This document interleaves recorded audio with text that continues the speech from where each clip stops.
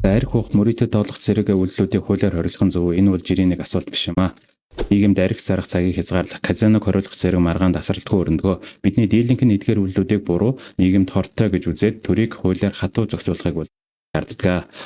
Гэтэл одоо 19-р зууны Америкийн нэр сэсгэж хуульч Лиссандер Спунер бараг 150 жилийн өмнө энэ бол төрийн эрх мэдлээ хэтрүүлсэн, хувийн эрх чөлөөнд халтсан ноцтой алдаа гэж үзсэн. Түүний 1875 онд бичсэн Vices Are Not Crimes гэдэг алдартай бүтээл байдаг. Өөрөөр хэлбэл нүгэл бол гэмт хэрэг биш хэмээх богино эссе байдаг. За энэ нь бол өнөөдрийн Монголын нийгэмд гүн гүнзгий хамааралтай биднийг эргцүүлэн бодоход хүргэхээ санааг дэвшүүлсэн байдаг. Тэгвэл Спунерийн гол зарчим юу байв? Тэрээр хүний үйллийг хоёр үндсэн хэсэгт хувааж үзсэн. За эхнийх нь нүгэл буюу vices. За энэ бол тухайн хүн зөвхөн өөртөө л хохирол учруулдаг, ёс суртахууны хувьд буруу шаагдах юм аа. За жишээлбэл хэтрүүлэн арх уух, мөрийтэй толгомд онтох, эсвэл бүр залхуурах гэх. За эдгээр үйлдэлүүдийн гол онцлог нь хохирогч нь зөвхөн тухайн хүн өөрөө байдаг. За харин хоёр дахь ангилал нь бол гэмт хэрэг буюу crimes юм аа. За энэ нь бол тухайн хүн өөр хэн нэгний бие махбод эд хөрөнгө эрх чөлөөнд шууд халтсан хохироосон үйлдэл байдаг.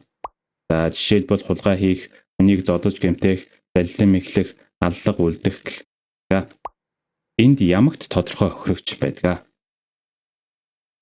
За энэхүү ялгаан дээр нь үндэслэн Спунер төрийн үүргийн талаар маш тодорхой дүгнэлт хийсэн. За түүний үзлээр төрийн цорын ганц хууль ёсны үүрэг бол зөвхөн гэмт хэрэгээс ард иргэдэд хамгаалах явдал юм аа. Харин төр бол бидний асран хамгаалагч аав, эсвэл ёс суртахууны багш биш. За иймд төр иргэдийнхээ хувийн нүглийг засах гэж хууль гаргаж хүч хэрэглэх нь өөрөө хөрөнгө биелэл бөгөөд эрх мэдлээ уруулан ашиглаж буй хэрэг гэж тэрээр үзсэн байдаг. За энэхүү онолыг өнөөгийн Монголын нийгмийн маргаантай асуудлуудын нэг дээр буулгаж үзье. За жишээ нь архиталт байна. Спунерийн логикоор бол хүн гэртээ ганцаараа арх ууж илгээ гэмтээж байвал энэ тухайн хүний хувийн нүгэл юм аа. Тэр үүнд оролцох хэрэггүй. Харин тэр хүн согтуугаар машин барьж бусдын амь насанд аюул учруулбал энэ гэмт хэрэг болно. Тэр өөр хүний эрхэнд халдаж байна. За эсвэл мөрийтэй тоглоомын жишээг авч үзье. За хоёр насанд хүрсэн хүн харилцан тохиролцож өөрсдийн мөнгөөр мөрийтэй тоглож байвал энэ тэдний хувийн хэрэг. За тэдний нүгэл юм аа. Харин хэн нэгэнд л өөрдөж нөгөөгийнхөө мөнгийг хууль бусаар авбал тэр нь гэмт хэрэг болно.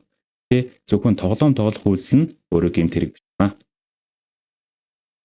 За Спунер энэ талаар нэгэн хурц асуултыг тавьсан байдаг. Хэрв төр миний мөнгийг мөрийтэй тоглоомд үрхээс халж байгаа бол яагаад миний мөнгийг муу бизнест хөрөнгө оруулах замаар үрхээс хамгаалахгүй байгаа юм бэ гэж.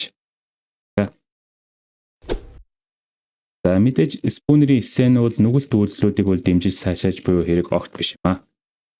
Харин эсрэгээр тэрээр хувь хүн өөрийнхөө үйлдлийн үр дагаврыг өөрөө л үүрэх ёстой гэсэн хариуцлагын асуудлыг хөнддөг. Төр иргэдэд хүүхэд мэт үзэж бүх буруу сонголтоос хамгаалах гэж орлохын оронд зөвхөн нэгнийхээ эрхэнд халтгаас сэргийлэх үргээл биелүүлдэг гэж үздэг. За эцсийн дүндээ төр биднийг хамгаалах үүрэгтэй юу? Эсвэл биднийг удирдах үүрэгтэй юу? За нүгэл бол гэмт хэрэг биш хэмээх энэхүү эртний санаа нь төр хаана хил хязгаараа татах ёстой вэ гэсэн мөнхийн асуултыг бидэнд дахин нэг удаа тулгаж байна.